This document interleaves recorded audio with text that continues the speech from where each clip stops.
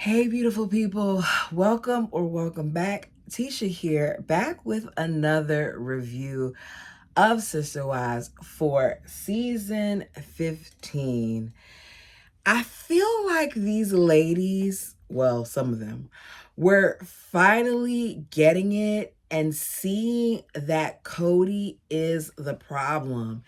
His frustration and his unhappiness have trickled down to the other members of the family. And for the first time in a long time, the wives, being Christine and Janelle, are pushing back in a way that doesn't please Cody as well as some of his adult kids.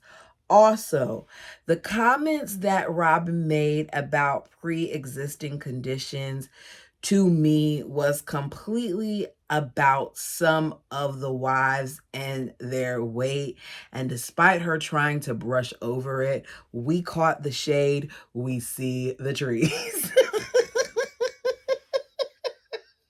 But go ahead, do me a favor and hit the like button because I've already watched the next episode and it ticked me off so much that I'm probably gonna hurry up, do my notes one more time, look over things, and then come back up here because that situation with his daughter made me hot. But we begin this episode. I'm already starting off where, look. I'm gonna get it together. I'm already starting off wrong. I don't know how you guys put up with me. Really, like, I could edit this out. Well, I don't edit, but somebody could edit this out. It wouldn't be me if I didn't jack up a word. Okay. We begin the episode, and nothing has changed. The Browns are still filming themselves. The Bald Eagle says that they lost their film crew because of, the whole pandemic situation. So now they're using their phones to record themselves. I thought that they stopped filming them a long time ago. I don't understand why he needed to tell us this. Maybe it's because it was close to the last episode, but there was our friendly reminder. So the pandemic at this point has been going on for 7 weeks, and he is the only one that has been granted the joy of being able to go to the various homes, which shows he hasn't given up as much as he'd like for us to think that he has. Cody likes to act like he's sacrificing so much, but are you sacrificing when you're being able to see all of your families in the way that you want them to? So Hunter is there and all the adults want to see them. So they decide that they're going to have a picnic on Coyote Pass. At this point, all the property ever sees is picnics, vehicles, picnic tables, blankets, and chairs. It doesn't see any type of development, any type of people out there to see if they can get approved for a permit. None of those things, but we're going to see the Browns and the cameras and maybe at some point a camera crew on Coyote Pass. That's the only action that Coyote Pass gets. So they're all sitting there, 6 feet apart in their long chairs, eating their various foods. At some point, Christine, who seems to be the only person who actually prepared a meal because she has salmon cakes, offers Hunter that. They come together, stretching out their arms like this to touch and agree and get the food. And Mary quickly reminds them that they need to be 6 feet apart. Hunter says, I'm not worried about it. I've tested negative. Mary says that she thinks that they have an absolute need to stay apart from one another and that she's okay with following the guidance of their fearless leader, Cody Brown. The guidance of Cody, however, in my opinion, has left her all alone, and yet she's still willing to follow him.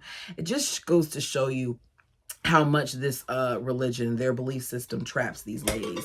So Christine says that Cody wants everybody to stay apart, but Hunter is gonna come over regardless of what his father says anyway. Cody isn't trying to hear it. He says that his doctor told them, do you want a child or not? I don't feel like a doctor would talk like this. I really don't. Feel like this is all Cody. I'm still not believing him. I think his doctor is Robin. The only pure prevention from not having a child is not having sex. So if you don't want to get the disease, you cannot interact with other people. Mary, being the suck up that she is, thinks that this is a perfect analogy. Meanwhile, I don't really think it is. Christina's like, I don't have a problem with the family getting together, nor does Janelle, that she would love it and she doesn't mind. And she looks at Robin because Robin is making that face, that face that she does. And she says, "You have a problem with it?" And Robin says, "I'm not saying that I don't want to get together, but lives are at stake. And that's got to be the most important thing, right?" Bird says she is still struggling that they are not taking advantage of this time. No, Bird, you aren't taking advantage of this time, because every time someone suggests that they all get together, the bird makes that face where she looks like she's smelling something that stinks. She has a reaction, whether she realizes it or not. And then she tries to talk about whether it's okay and what the CDC says versus what their doctor says and all these other things. Meanwhile, you're not addressing your own individual beliefs, which is that you don't want to have it. Just say it. Hunter wants to see everybody after he's quarantined for 2 weeks. Bald Eagle tells Hunter that him seeing everyone will double the family risk of being exposed. But for whatever reason, the rule doesn't seem to apply to Cody, because him seeing everyone as well puts that family at risk. I think it's even worse with Cody, because you think you wash your hands and that you changing some clothes means something when this is something that is in your lungs. It's in your respiratory system. So you're going from wife to wife, kissing them, laying in bed with some of them, doing things that could easily pass this thing on, and you're acting like you can't. Cody lets us know that some of the wives don't have the same type of rules that he has, and he doesn't have peace about their behavior when he's not around. You're not talking about children. It's something about the way that he says their behavior that always gets under my skin. He says that he's gotten to the point with Christine and Janelle's boys that, we'll say kids, but more so Janelle's boys, that he wonders if he should even be going to their homes. He says, me going from house to house is the one safe thing at this point. There's nothing safe about it. It is a walking, breathing, talking contradiction. You can't say in one breath that you want the family to be safe, so Hunter isn't allowed to go visit people despite being tested, despite quarantining, and yet in another that you're going to everyone's house because it's the safest thing to do. Everyone that is but Mary. This is when Robin lets us know again that she's at high risk. I've had pneumonia, and I'm at risk because I've had pneumonia. I actually believe that there are other members of our family that are high risk too, but I don't know if it's my place to say it.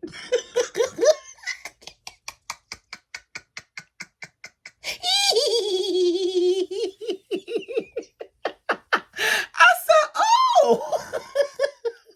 In other words, sister wives, the bird is trying to tell y'all that y'all got underlying health conditions because y'all are fat. You guys got stretch marks and you are at risk too. No fat shaming here. If you can't tell, I'm a bigums myself. So if you've been here long enough, you all know. So with that being said, you're trying to say that, but you're not coming out and saying it. You can't tell me that the bird and the bald eagle don't sit around talking about these women and their size, that the bird has made comments about their weight. At one point, she, along with Cody, tried to convince us that he likes women of a heavier size, but that's not the case, especially if Cody complained about how fluffy Christine was in their book. Then it got to the point where both he and she would always make these little snarky remarks about weight or doing things that I sometimes felt like was a dig. I may be reaching here, but y'all remember when Janelle was losing all that weight and Cody seemed to be extremely attracted to her as she was slimming down when they were in Vegas, and they were all supposedly supposed to do a 5K that a lot of them backed out of, but Janelle was still going to do it. So, Robin had shirts made, and the one person that was actually definitely going to be in this race shirt was the wrong size. She got Janelle a shirt that was way smaller than what she would normally get, but it ended up backfiring because Cody liked the way that shirt looked on Janelle, and it was hugging certain curves and all that other stuff, and Janelle looked good. I think that Robin gets off and looks for moments to embarrass the other women, and it backfired because of the significant amount of weight that she lost. So she's going to make her little digs here and there without saying what she really wants to say. Cody says, if someone gets COVID, it will change their lives forever. And he's pointing at Christine, and Christine's like, don't point at me.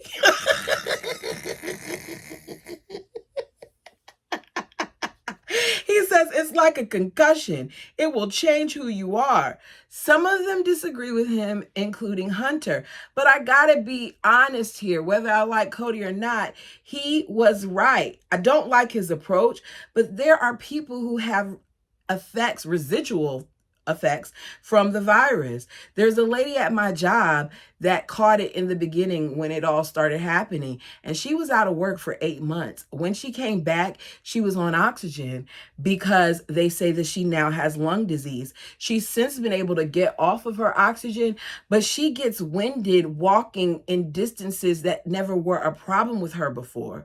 Her lungs aren't the same, and they don't know if they'll ever repair themselves back. We know that a lot of us have lost loved ones. Like, we're not going to sit here and act like Cody wasn't right in saying that this could change people's lives forever, because it did. Hunter doesn't think it's going to be that bad. Well, Hunter, you were wrong. Cody is talking about, imagine him not being able to work out and things of that nature. And Hunter's listening at him because Cody's making it about him and being all dramatic. And Hunter's like, look, you're acting like you're going to be a schizophrenic or something. It does sound dramatic, but I kind of get what Cody was saying. Given the situation, there was a lot of unknown, and I got to call it like I see it. I don't like how nonchalant that a lot of the boys were in Janelle's family about what Cody was saying and some of the precautions he was taking. Yeah, some of them were a bit much, but don't act like this wasn't something that we needed to be concerned about. So Janelle is getting frustrated because at this point, she does not see this thing ending anytime soon. And she's like, at this point, with the way that you're having us be and your requirements that you're making, there's going to be no summer. There's going to be no holidays. We're not even going to be able to hang out with each other for Christmas. And Cody feels like she's going too far ahead of time and that she just needs to focus on the next couple of weeks. But at this point, it had been 7 weeks. So she wasn't going too far. She was looking ahead and seeing it for what it was, and a lot of people were seeing that this was going to last longer than any of us originally thought. So Cody says, I love everyone, so I'm not spreading the disease, but they're making choices that are going to make it harder for me to come over.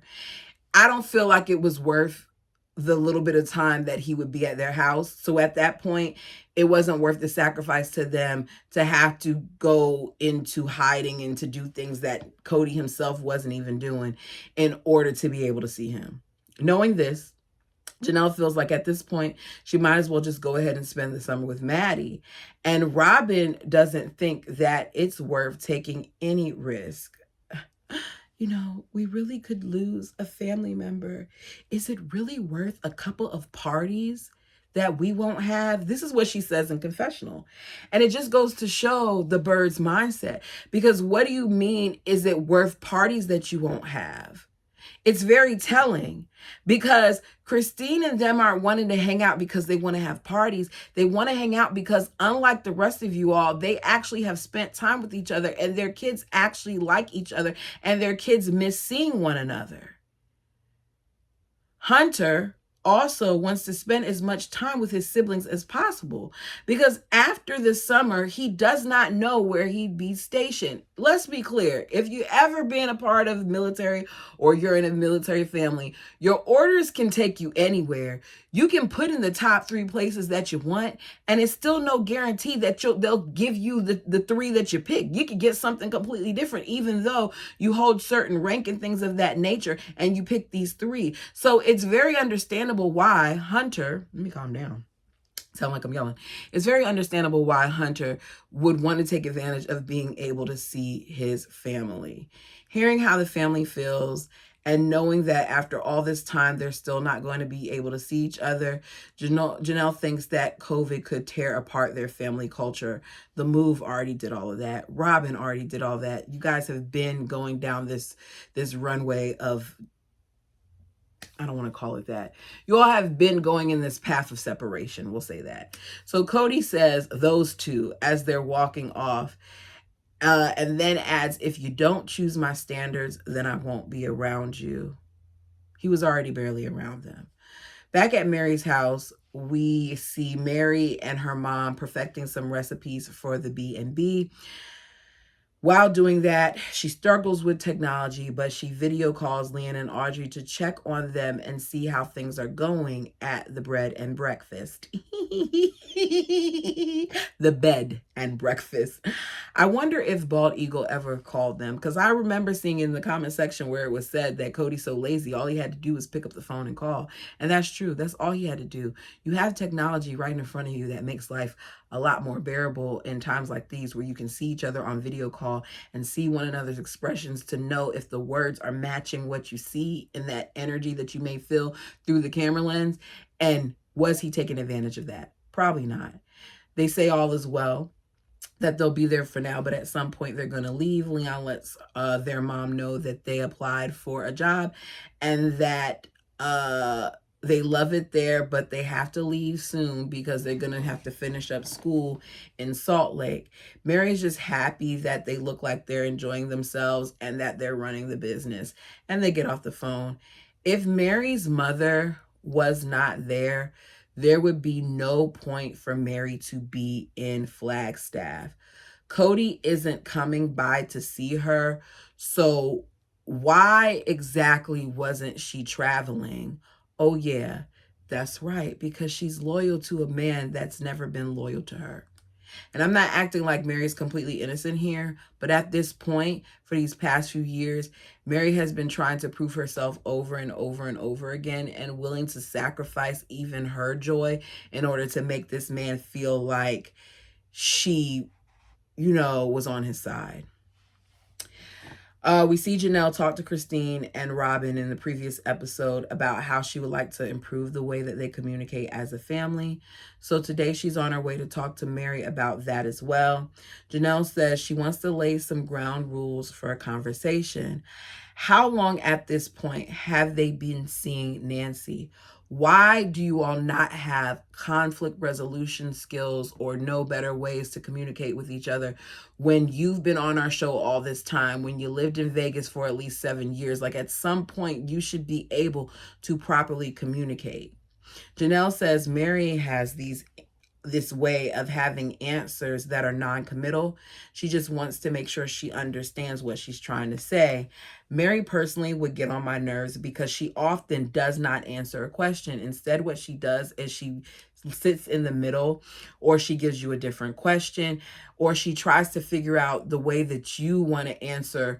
That way she can kind of give you what you want to hear. I think that Mary got to the point where she was the naysayer so often back in the day in the family that at some point she switched modes.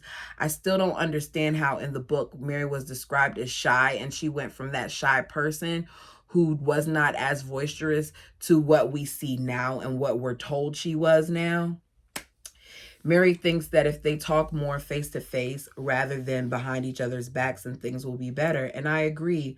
But one of the main culprits of this is Cody, because it is very clear that Cody pillow talks and Cody purposely causes division amongst his wives despite his denial of this.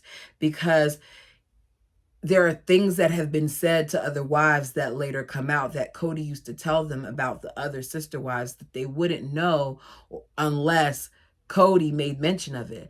I'm not telling you as my partner something where I'm complaining about a situation for you to then go run and say my complaints to the other person. And I think that Cody did a lot of that to help continue division because Cody wanted to make sure that at all times he was in the center. The family tends to say more about one another in their confessions than they do in each other's presence. They've admitted to this. Janelle has even said it, that a lot came out of the couch conversations and that they weren't expecting it to be so heavy. I think that them speaking in confessional at one point did cause them to have to be more honest about certain things that they're still, though, holding a lot back. So Janelle wants to sit down all together to come up with rules about how to talk about things. Like, are we in kindergarten? Are we in class where the teacher puts the rules out for us to know? I don't understand how after 10 plus years of all of you all being together, or however long Robin's been at the family at this point, that y'all don't get it. No, she hasn't been there 10 years yet. It was probably like 8 years at this point. However long she's been there, y'all don't get it together. Considering how long most of the group has been together and the length of time they've all been in therapy, I cannot believe that they're still talking about how to have a conversation. Nancy, you did not do your job. That's what I wrote in my notes. Mary finds it hard to talk about this because she's not in a husband and wife relationship with Cody. Once again, acknowledging, Mary, that you don't get what you deserve. Yet another point where you admit also that you're aware of the situation. So it's graduation day. Cody lets us know that Christine is already there with her kids. Her kids. I hate that he speaks this way, and that statement alone speaks volumes to me. Because what do you mean she's there with her kids? She's already there with our children. She's already there with Gwen and our other daughters. I can't stand that man. Aurora and Gwen are graduating, and I'm not surprised at all that he is riding in the car with Aurora to see her graduate, talking about how excited she is despite them having two graduates. I don't understand, if you all are supposed to be so united, why you didn't do it so that Aurora and Gwen rode in the same cars. Do they not have the last name Brown? I know that with parades and stuff that they weren't as concerned about, maybe doing things in order, but why is it that you all just didn't follow each other to the ceremony so that Cody could witness both of his girls walk down the street at the same time? This goes to show you one mattered more than the other. It's a drive-by graduation, a parade in their cars. He notes that this might be the first class that has ever graduated in their cars. It's so cool. This happened in a lot of places. I know it happened where, I'm at. I think that a lot of people improvised in ways that they could so that these kids could have something because they already didn't get a lot of the other things that children got. I know even here, some of the high schools, when they resumed having the prom, allow for previous graduates to come to the prom if they wanted to so that they could experience that. They're leaving the graduation, and now Cody is in the car with Christine. Yet another way for him to spread sickness, because here you were just in the car with Robin and her family, and now here you are with Christine and hers. Once graduation is over, Christine is planning on taking the kids to Utah because she asked Gwen what she wants for graduation, and Gwen wants to celebrate with her other family because Cody said that the other people can't come. Cody is frustrated that Christine is doing this because they will be around other people during the pandemic and they're not supposed to be traveling, and he feels undermined. The bird says, I was in shock, it just shocked me because, I'm like, wait, we're not supposed to be traveling. I want the bird to be quiet and worry about her own tacky lookingness. I didn't have to call her Nest tacky. But have y'all seen them pictures? Y'all, if you have not got a chance to watch my latest Say What? Go back and watch it. Bump that. Go and look at the pictures that are on the internet of this awful looking house where the decor is not complementing each other at all, where Robin has made a lot of people's favorite color, purple, turn into something else because of how bad her home is decorated. It is just, yeah. So I'm sorry, that's where the whole tackiness came from. But you know, a nest is a nest. What can you do? Cody doesn't understand why she thinks it's okay to separate the family. And as he's saying this, I'm like, there he goes again. He's changing the narrative. Christine says, things have been hard for me and Cody recently. And then she corrects herself because at this point, Christine's not going to keep hiding her feelings. And Christine says, it's been hard for years. So a little distance between me and Cody will be okay. It's not like he's there for a long time to see her kids, so it doesn't matter. After the loss of my brother, despite my feelings about traveling, I took my son and we ended up spending a month at my other brother's house. My son was in virtual classes. I was working from home. We got tested. He got tested. I brought my computer and I worked when I needed to and enjoyed some much needed family time with my brother. Now, we were cautious and he wasn't even really working at the time because he's a dental hygienist and they were closed. But with that being said, some people really did need that family time. I remember because when I saw my dad was not hugging and doing all that other stuff. He was coming from an area where they had a whole bunch of exposure and all those other things, and he just didn't want to take a risk, even though he too got tested before he came. But I remember I wanted to hug him so badly, and he was not willing to do it. And I just was in so need of that hug that I was willing to do anything to get it. So being able to be around my brother and embrace him and understand, you know, each of us understand that loss. You need family sometimes. Like a lot of people, family is what helped them to get through it. So he wants them to remain isolated and not be around their family. Meanwhile, Christina's like, we need this. My girls need this. And she did what she felt she needed to do. Christine's like, look, I'm going to be as safe as possible. But right now, I want to be around people who want to be around me and my girls. So that is why I'm going. If Cody only comes over her house for a few hours, and when he does, he's on the phone, he's not engaging with her, then why would she stay? Then in the next episode or in future episodes, I don't get why these ladies are so surprised that Christine wants to go away and she wants to go to Utah and she wants to be surrounded by people who actually love her, people who actually care, not some man that gets irritated every time she opens her mouth, not a man and a family that tends to dismiss her feelings. So that's the end of that. Cody's mad, but they're going to go. And I say, good for you, Christine. So Janelle, as I said, wants everybody to meet so they could talk. So they all meet once again outside. I think they were at Coyote Pass. I wasn't really paying attention.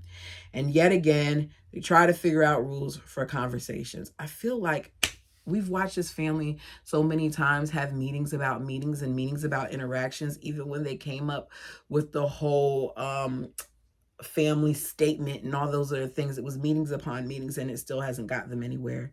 Mary says that she's going to go into this with an open mind, but she is slightly guarded. Janelle says she really doesn't have a plan, and immediately you can feel as she's saying this, the negative energy coming from Cody. Cody says he really doesn't understand why they are there. He only wants to talk about them protecting themselves from the pandemic, and that's it. Christine says that a lot of times she feels like the things that she says are not important. And Janelle is the only person when she says this that acknowledges what she says and she repeats it. And Christine adds that people feel like she acts like a princess, that she's over dramatic, but she'd like them to consider her feelings more.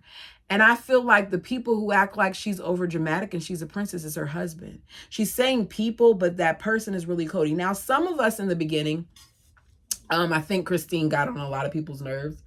because Christine is extremely expressive. Did y'all see how I just went to go get get that? I felt myself go to suck on my straw and I missed it. I don't know if you saw it. Okay.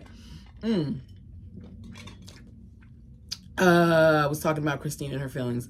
I think it was Cody who said a lot of these things about her being overly dramatic. And Christine sometimes is over the top to me, but I can see relevance in what she's saying about how she doesn't get treated the same way and how her feelings are a bother. Because directly right after she says that, Cody then does exactly what she's saying happens. And rather than acknowledging what she's saying or take a moment to try to understand her, he negates her feelings, saying that he thinks everyone feels the same way. Robin asks Cody, what is he going to write down? Because there's a board where they're writing down what people want to say. And he says nothing. He says, because I don't give a damn anymore. And when he said it, Christine was like, and I was like, because you would not be able to talk to me like that. It's not okay. He tells us he does not enjoy the relationship anymore because it's a constant fight. Every time they get together and someone tries to express themselves, they get into these really bad places. Janelle says, Cody has expressed to me that he's tired of being the middle guy and facilitating these conversations. Janelle, come on, Janelle. I need you to see this. I know you like to stand by your man. Stand by your man.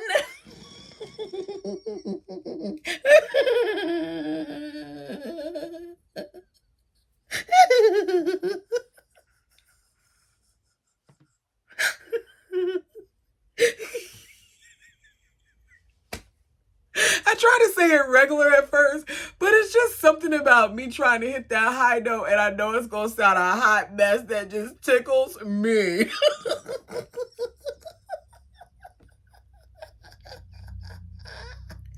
I need Janelle to see that Cody is the reason why there's so much stuff. He wants to be in the middle. He wants to be in the middle of everything because the world has to revolve around him. They're supposed to revolve around him. They're supposed to dote upon him.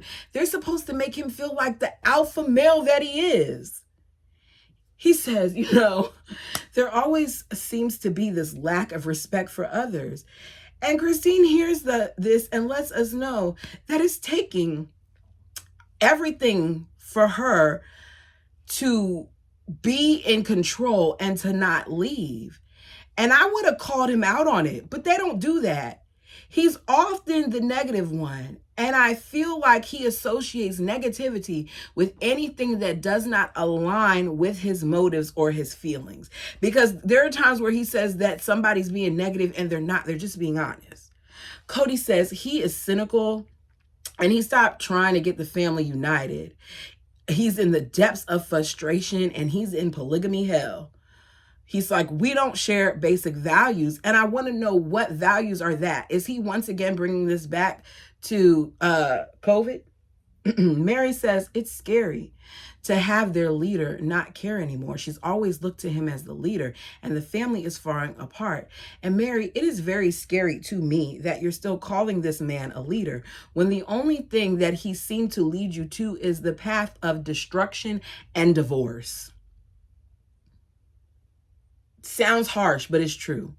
Cody says he doesn't see Team Brown anymore. Christine then reads them their mission statement as a reminder of what they desired previously as a family. It reminds all of them of better times. Mary just wants their family to get back to that. And it gets really hard for her to think that they may not get there. She gets choked up while talking about it. Christine says their relationships are optional. And she read it to remind them and to inspire them to get back together. That most of the time after a conversation, she tells everybody that she feels nauseous and she has to lie down. She has to kind of, go off to her own and be by herself in a room. And Janelle says, this is my first time hearing this. This is my first time realizing it wrecks her. And I have to acknowledge this. But Janelle doesn't say it in that moment, which if she would have said that in that moment, I wonder what the conversation would have turned into. Because instead, she says it when she's one-on-one talking to us. And Cody, rather than acknowledging what Christine just said about how she's feeling, about how it puts her stomach in knots and stuff, says that he sees the family as an obstacle to his own goals. And no one acknowledges the fact that he said that either or calls him out on it. Cody says, I've seen these women treat each other so sugar, honey, iced tea for so many years that I can't take it anymore. That's not about the women. That's about his bird. It's always about how his bird feels, because you're not upset and you're not bothered when the other women tell you how they're feeling. It only upsets you when you feel like they're being a nag about it. Janelle tells us that is the most selfish thing she's ever heard. But in the spirit of communication, she has to realize that's where he's at. Bull, say it to him. Call him out. Now is the time for you to say what needs to be said, because the same way he's communicating that, there are things that you too can say. Robin says, it scares me, but the wives aren't listening to him. So at this point, this is how he feels about it. This is his attitude, and I just don't like it. Janelle wants them to rethink what they look like without the kids to focus on. She talks about her mother and Cody's mom and how they, came together and united. But Janelle, you're leaving out a lot, because I've since seen other footage that shows otherwise. Even when they came on the show, they struggled for a long time. We found out that there was a lot of jealousy and issues with them too, to the point where Cody's mom was upset because Wynn was spending more time at Janelle's mom's because she kind of became his favorite wife. Meanwhile, she was the one stuck taking care of the kids, and she get to enjoy the man. It says a lot. It's this repeated cycle that keeps happening, and no one acknowledges it. So Mary proposes that they continue to follow through with their plan on working and how to talk with each other. And after hearing all this, Christine really wants to talk to the family about moving back to Utah, but she says she's going to speak to them about it and save it for another time. Give her 2 weeks. She wants to talk to Cody about it first. All right. Christine and Cody. I should have said this in the beginning. There may be parts that I leave out. If you want to talk about it, put it down below. Christine talks to Cody about moving back to Utah. We're reminded that, they had a 5-year fight where they were suing Utah, blah, blah, blah. As she's talking, he begins to laugh. He says, there is no way anyone is going to want to move back. She lists off various reasons, like their family being there, how the wives said that they missed it after, now it's no longer a criminal situation, it's decriminalized, being closer to family. A lot of their kids are there. Other polygamous families are there, and being closer to her ailing father. And this is where we see Cody doing what he often accuses Christine doing, which is playing games. He thinks she's smoking something, he tells us, because he is very aware that none of the other wives or kids are going to want to go for this. And Christine kind of knows her kids don't too, because she already talked to them about it, and he said no. He laughs and says to us, get crucified for saying let's move. I really want to see how the family is going to respond to this. And I don't want to be the one to get the rash of the crap. And he's smiling like he's so happy and thinking about them coming down on her. He even tells us that he doesn't want to move because it's the coolest place he ever lived in. And he lets us know that he's looking forward to Christine telling the rest of the family, because he's wanted to move there years ago, and all 4 of the wives said no. And Christine was one of the loudest of the 4. We know that she was the loudest because she was scared. Christine was really naive to a lot of stuff. She had been taught about fearing separation all her life, and she had witnessed it in her family. So she had a legitimate reason to be scared. And Cody knows this. He says it is an exciting thought. He doesn't think anyone will agree to it, but he's looking forward to seeing the roller coaster it's going to cause. Who says that? Who says that? I'm looking forward to seeing the roller coaster this is going to cause, because as I said before, he likes creating division and issues. Cody says he feels like he sacrificed too much to move there. He tells us, I'm not going to say your ideas are dumb, especially when I like it. I just know it's not possible. But then later on, when she presents it to the group, he's going to act like it's a dumb idea. At the end of the conversation, Cody makes it seem like he would like to move there too, but he wants her to present it. Meanwhile, with us, he lets us know that he's basically just going to sit back and enjoy the massacre. He enjoyed, in my opinion, seeing her squirm. He said, I had a woman that I was in love with, and she wasn't the best looking, but I wanted to make it happen. That woman was St. George. I asked my family, what do you think about me marrying St. George? And they all said, no, we don't want that. We don't want that. Pick another woman. So I pick a beautiful woman, but it's not someone that I love as much as the other woman. That other woman was Flagstaff. So I married Flagstaff. But now that St. George is available, the family thinks that I should have married her. But I'm already married, damn it. It's too late.